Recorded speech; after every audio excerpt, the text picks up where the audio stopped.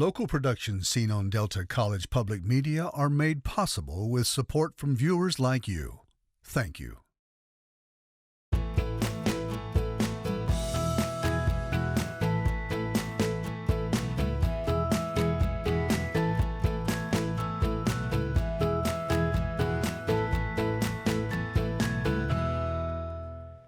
Yeah, good evening, everyone. I'm Mike Redford, and this is the follow-up. Coming up on tonight's show, the husband of U.S. Speaker of the House, Nancy Pelosi, is assaulted in his own home, while other politicians are also being targeted with violence and harassment.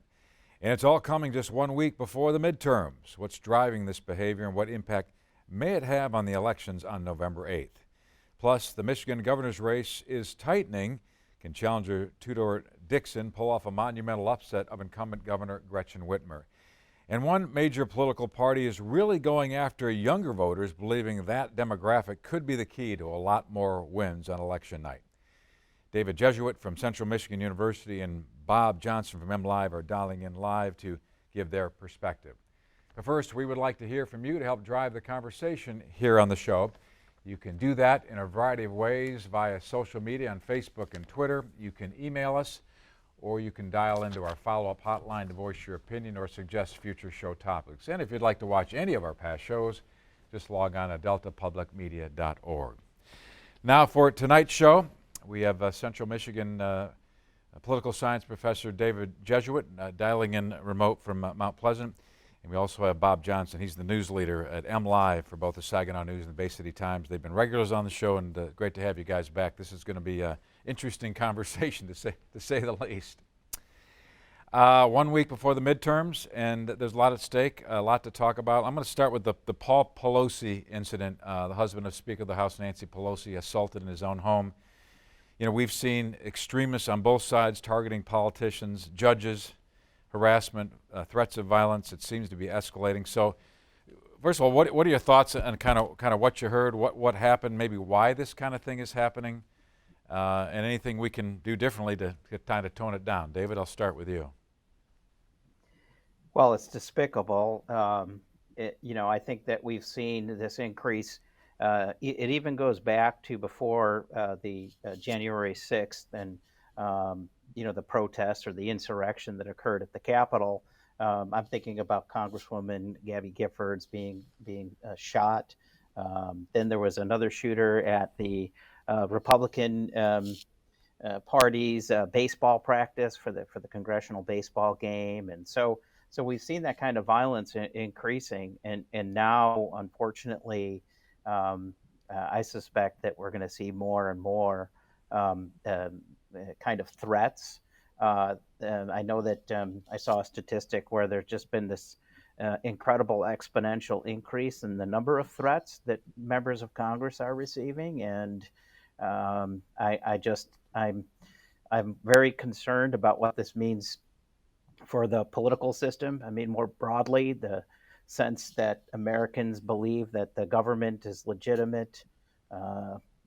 We've seen just declining trust in government, and I think it's part of that phenomenon where more and more Americans just have no confidence in the political system and don't believe it's legitimate, and that's very worrisome. Yeah, there's mistrust, conspiracy theories. I mean, here in Michigan, certainly Governor Whitmer was the target of kidnappers, some guys that are not only charged, but some are going to jail. We had demonstrators that were armed at our state capitol during the whole lockdown that they blame Whitmer for that. So, Bob, what's your thought, on the front lines as an MLive reporter, just kind of what transpired this week? And it just seems like this extreme behavior is just sort of getting worse. So my thoughts is just the political violence. It's just been, over the last couple of years, it's just been so I don't even know how to like all I know is that this is crazy. It should not be like this, honestly. There's so much going on right now, and I don't know how we got here. Right. But I really do believe that it's hit a point where we really gotta step back and look at what Yeah. what we can do to fix this. Yeah, a lot of causes and not a lot of answers at the moment. I'm going to move away from that a little bit. Bob, I'm going to stay with you for a second because we've talked about, I'd like to talk a little bit more about MLive's coverage and kind of what you do day to day. When we talked prior to the programming, you said you had to be really sort of careful and cautious to provide sort of equal time, equal coverage, I guess, for the candidates that you cover, which I think is maybe not different than what how you always covered things, but maybe it's different this time. So tell me about that, how maybe redistricting played a role in that. Yeah, so we really got to be careful. It's election season, and some candidates have more money than other candidates. Some candidates have more pull than other candidates. Um, and every single time that they have like an event, we got to be careful about how we cover it because if we're not giving one candidate coverage and we're giving another candidate coverage, that can look like it's kind of lopsided, and we don't want to do that. We want to give everybody equal coverage. We want to be unbiased in what we do and how we cover the candidates and the proposals and anything that's on the ballot. Right. It's hard to do, and as you mentioned to me, that Kildee's been in Saginaw a lot more prior to redistricting. This is not an area he needed to come to, so that's been difficult to say you can't cover him every time. I'm going to move on to the governor's race, and David, I'll start with you. Challenger Tudor Dixon apparently has closed the gap on Gretchen Whitmer, the incumbent. We have a graphic from one of the polls that shows that Whitmer still has a decent lead, 51 to 44%. If we can, there it is on the screen, 51 to 44%. I think that was a 538 poll. On the radio tonight, driving in, I heard one poll had them at a dead heat. Others say they're 4%. But despite, I'm not going to get into the polls that much, but regards to why is she closing the gap, if indeed she is? And do you think it might be a tighter race than some have predicted in the beginning? Well, I mean, it'll be a tighter race than the 16 or 17% that she was up by 3 months ago. And we were talking before the show. I just thought, I mean, there's no way in this polarized political environment that Whitmer is going to win by 16%. And so, I mean, of course, the gap was going to close from that perspective. I will say, though, as an aside, I can't believe that just as recently as 2006, Governor Granholm defeated Dick DeVos by 14 points, 14 percentage points. And so, I guess there's precedent for that kind of enormous victory for an incumbent, but no way was that going to happen in this political environment. So it was going to shrink. I think that poll showed that you had 3% of undecided, and I'm surprised, those undecideds might not even vote at this point. But typically, undecideds are going to break toward the challenger 2-1. So, we could say that Dixon's at 45, and I just look at this and say, okay, Whitmer's going to win 53-47. She's going to win by 6 points. Just by looking at the poll, I'm not making that prediction. Oh, I guess I just did, didn't I? That's why you're on. It's not really that close. I don't think, based on some of the other polls that are out there. And there's one poll that you said shows her in a dead heat. And right. I don't want to get into the weeds either about polling and polling methodologies, but I just don't think that's a very high quality poll. And so, of course, there's still a chance that Dixon could win. I'm not saying it's impossible, but we're looking at a very unlikely victory for Dixon. So I suspect that Governor Whitmer will be celebrating, a week from today. Let's get into the issues then that's sort of driving voters to the polls. Let's start with sort of the governor's race. If you looked at sort of the campaign ads with Dixon and Whitmer, it was all about abortion Proposal 3. Obviously, the governor supports Proposal 3, the abortion rights issue, and Dixon does not. So I'll ask you both kind of how big of an issue do you think abortion is in this race for governor? Do you think that's going to be the huge deciding factor, or do you think there's just other issues driving people's decisions, the economy, inflation, education, those kind of things? Bob, maybe I'll come over to you on that. What do you think is the driving factor? Certainly abortion has been front and center in this campaign. I honestly think that Proposal 3 is going to get a lot of people out to vote. That's going to be one deciding factor in this election. Either way, Democrat or Republican, I think that Proposal 3 is going to be the one thing that's going to get people out to vote. Yeah. David, what do you think? Is it abortion? I know Michigan is one of 8 or 9 states that I think has it on the ballot. So in those states, that's what you're hearing a lot more of. Other states, it's really about education, inflation, and the economy. Right. No, for sure. In Michigan, abortion is, I think, the number one issue, and it will drive turnout, and it'll drive turnout most likely in favor of the Democratic candidates, including the governor. I say that. I know we're going to touch on it a little bit later, but for example, the youth vote overwhelmingly is in favor of reproductive freedom. Is going to vote, a majority will vote for vote yes, and if they vote yes on Prop 3, they're not going to vote for Tudor Dixon, and so I think it helps the Democrats bring out voters that are typically less likely to vote, especially in a midterm. So it helps them a little bit more. Incidentally, and from what I'm reading and hearing, it's the blue states. It's those states where voters don't feel that abortion is necessarily, their reproductive freedom is necessarily at risk, that Democrats are now trying to backfill with some resources. They're worried about states that Biden carried, but he carried by a small margin, and reproductive freedom isn't really at stake in the state, and so there's less motivation for voters to turn out. We won't see that in Michigan. Voters are very motivated, I think, to turn out on both sides of the issue. Right. Well, before I get to the other 2 proposals, which don't seem to be getting as much attention as the abortion issue, rightly so, I'm going to touch on that in a moment. But before I do, back to the governor's race. Just this last weekend, former President Barack Obama came into the state and campaigned for Governor Whitmer.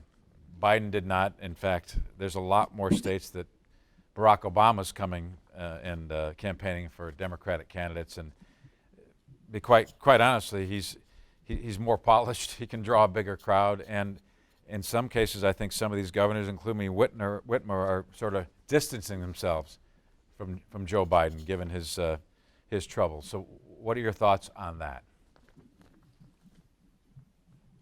Bob, I'll come over to you on that. So like before the show, like I said, Barack Obama is a rock star. Of course, he can bring people out. But on the same token, former President Trump can do the same exact thing. So it's like who which one of them can bring the most people out to vote? You know, Obama can do it on the Democrat side, and Trump can do it on the Republican side. So it's kind of like a match to see which one has the most star power. Right.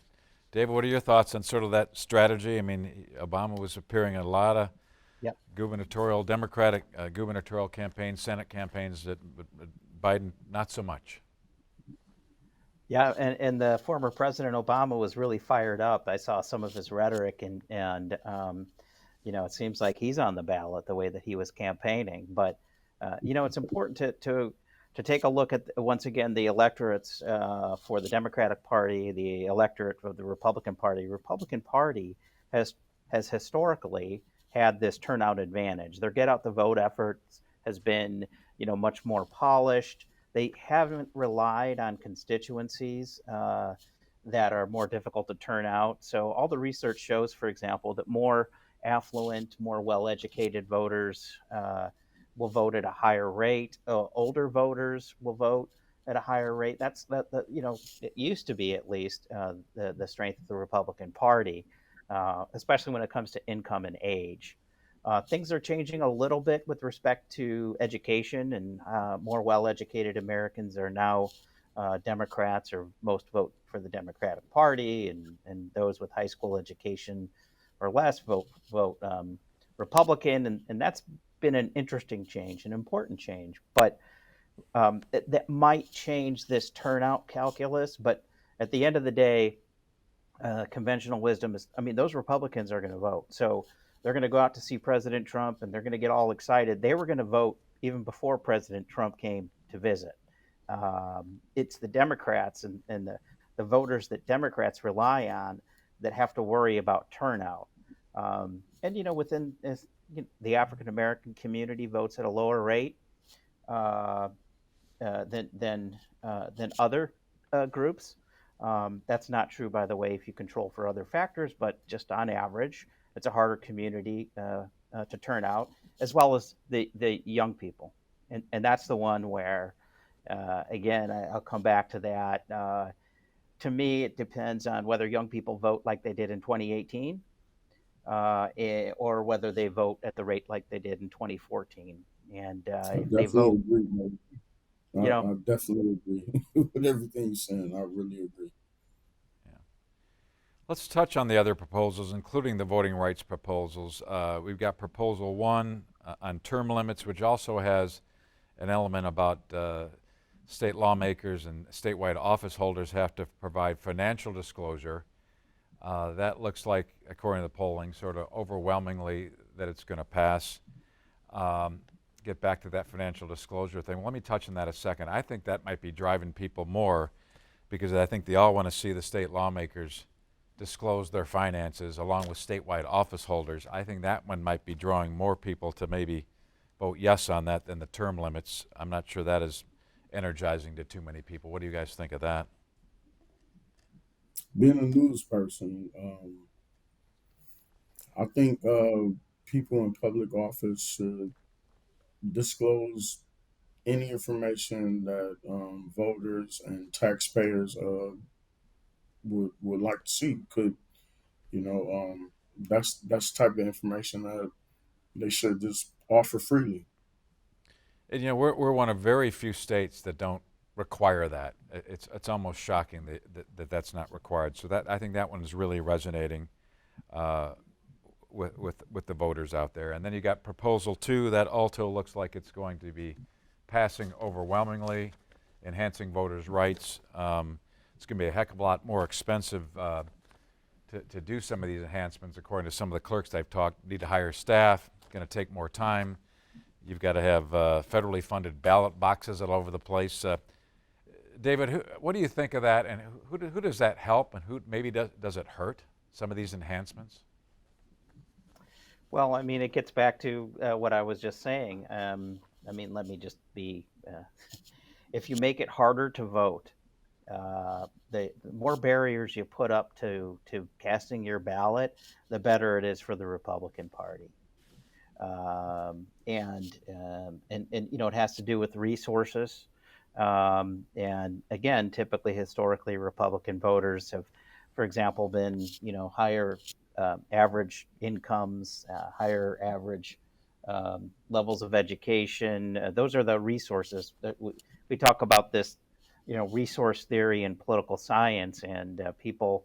The more resources you have, the more likely it is that you'll overcome any barriers to voting. And so there's just no doubt about it that if you are making it easier to vote, you are probably, history shows anyway, that it's going to be beneficial more often than not to Democratic Party and Democratic candidates. Now, I would say in the big picture, if more people are voting, then it's going to also mean that the Republican Party, in order to win elections, might have to adjust their policy platform to appeal to the so-called median voter that we talk about in political science. And so ultimately, after parties adjust, let's say, their platforms to a larger electorate, that kind of tactical advantage in an election should disappear.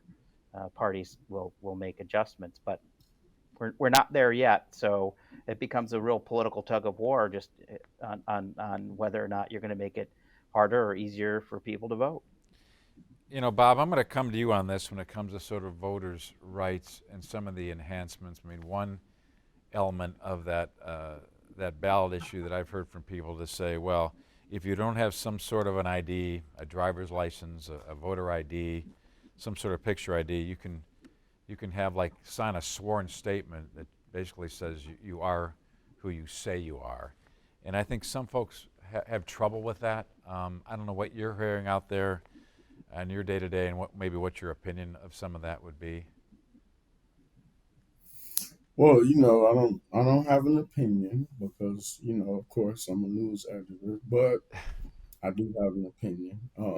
But it's like there are a lot of things that we can do legally that does not need an ID.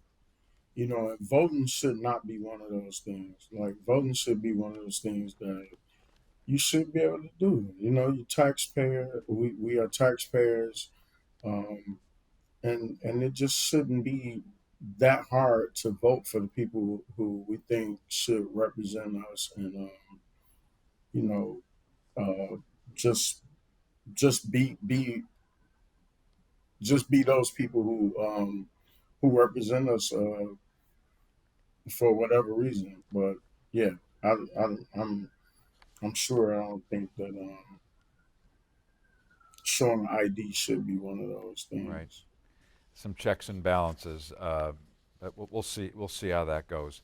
Um, I'm going to touch on the House and Senate races here in the a couple of minutes we have. As you well know, the House and Senate in D.C. Nationally are sort of hanging in the balance. A lot of analysts say that both of these legislative bodies could turn back to the Republicans, or at least one. Uh, David, what are your thoughts on that? It would be a game changer either way. Yeah, the story or the picture for Democrats a week from today is not nearly as good as it is nationally as it is for Michigan Democrats. And so some of that gets back to the issues we talked about in abortion. Tudor Dixon had difficulty raising money and raising her profile. So I think there'll be a good night, generally speaking. I don't know if this will be a great night, but a good night for Democrats in Michigan. Nationally, it's likely to be the opposite. It is, you know, becoming. It would be very, very unlikely that Democrats hold on to the House, and I think it's moving in the direction where, if I had to bet, it's 50-50, flip a coin on the Senate right now. I am seeing some indication that they will hold on to the Democrats will hold on to the Senate, but I mean, you can flip a coin, and that's going to be difficult, and so um, it would be quite possible, certainly, perhaps even likely, that Republicans will control the Senate and the House. Yeah. Isn't this sort Um, of typical in midterms that who's ever in the White House, the opposite party kind of takes advantage of it in the midterm? So this is not new, right? Historically. Correct. It's been the surge and decline. President's party surges and wins, and then 2 years later, a midterm, president's party is punished. And so it's odd that we've seen like 2002 that didn't happen, 1998 it didn't happen, uh, you know 1934 it didn't happen. I mean, so we're talking. I can count that time that the president's party didn't lose seats on one hand and have a couple extra fingers. And so, yeah, that's normal. I think the abortion decision overturning Roe helped, is helping Democrats. And is it going to be enough? You know, we'll have to see. Right. Bob, I'm going to come to you and talk a little about Election Day coverage and how it's changed. Maybe the changes in voting rights have made some changes. How you cover elections as a journalist. I think you and I talked about it. It was like a Super Bowl when you cover Election Day and election night. So talk to me a little bit in your experience over the year and how that night, how that day looks for you, maybe how it's different from past years and past how journalists cover it. So first I want to say, David, I took political science at Delta College during the time that Barack Obama was becoming president. That was an exciting time. I learned a lot about politics. I didn't know a lot about politics at that time. But Mike, to answer your question, yeah, it used to be, in the newsroom. Election day, election night was like the Super Bowl for journalists, and now it's kind of like you got Google and Facebook and the internet where a lot of people can just look up this information, and it's not as exciting anymore as it used to be. But it's still exciting to us, because we still get inside information, and we can still find those stories for our readers, But yeah, Right. it's a little different now. It's a little slower, but it's still good. I remember those days. We'd go from one watch party to another, and we'd be up with our Pizza, fellow journalists, right? pizza, pizza, pizza. 3 o'clock in the morning, and it was energizing for reporters. That's kind of the reason I think Oh yeah. that brought us into it. So, well, good luck to you on election night, my friend. You're doing a great job, and we're going to have you on down the road. Appreciate your insight, and keep up the good work at MLive. And David, thanks again for your expertise. Always enjoy having you on, and we'll do it again. It'll be interesting this time next week how it all plays out. It will be interesting, and thanks for having me on. All right, guys, have a great night. And that is our show for tonight, but be sure to join us again next week for the follow-up. It will be election night, of course. We'll again have expert analysis on what's happening at the ballot box and how it may impact all of us. In the meantime, hit me up on social media or dial into our follow-up hotline. We would really like to hear from you. Thanks for tuning in tonight. Have a great night. We'll see you right here next week.